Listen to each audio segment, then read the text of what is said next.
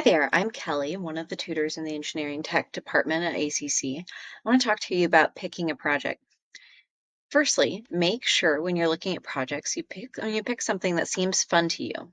If you have a professor that requires you to breadboard the kit and or solder it onto a traceless board, make sure the components in your kit are compatible with a regular PCB and not and beyond the proprietary PCB that it comes with.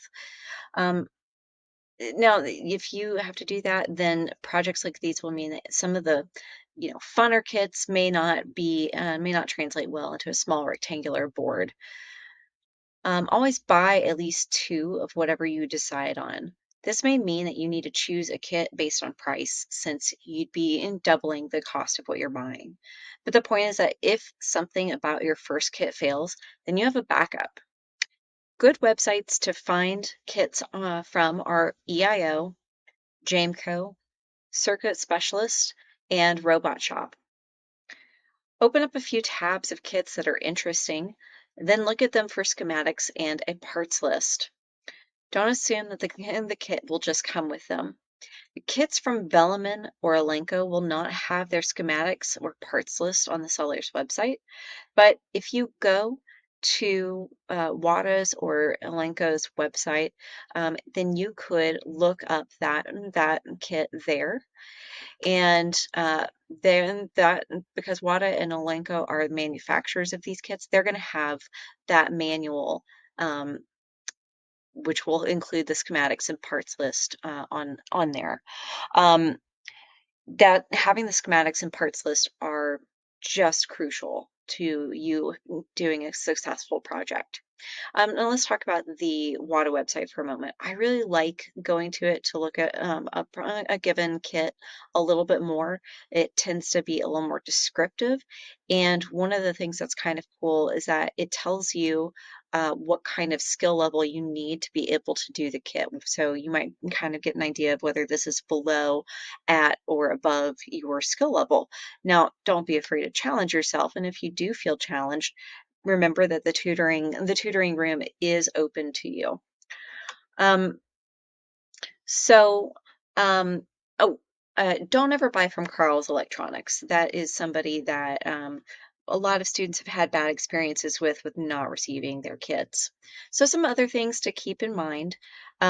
You might, when thinking about a kit, you might go just look somewhere else on the internet for reviews to see what other people think about the kit. You might also find YouTube videos of people assembling the kit. That could be really helpful.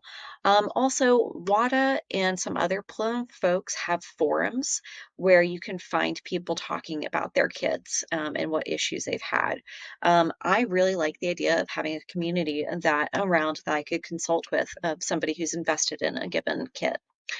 Um, when you look at a kit name, the summary of the kit, or the parts list, be on the lookout for the term SMD.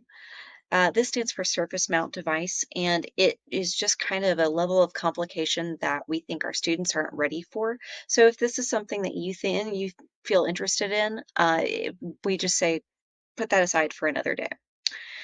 A personal word of warning: if you're interested in a kit that has ultrasonic devices in it and you have pets, this isn't the kit for you. You're not going to hear a thing, but you will damage your pet's hearing and traumatize them.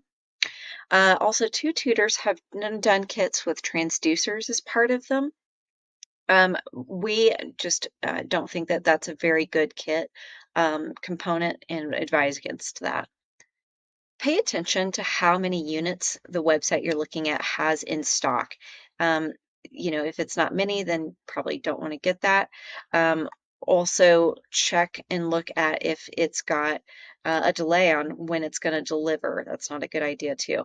But also shop around, because these websites, they all sell the same thing, but maybe for a different price, but maybe it takes longer.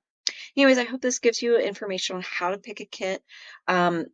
Once you've placed your order, start, getting to know the parts list and schematic, and doing some research there. Don't let waiting for your kits to arrive to stop forward motion, and always come by the tutor room. Remember, we're your ohmies.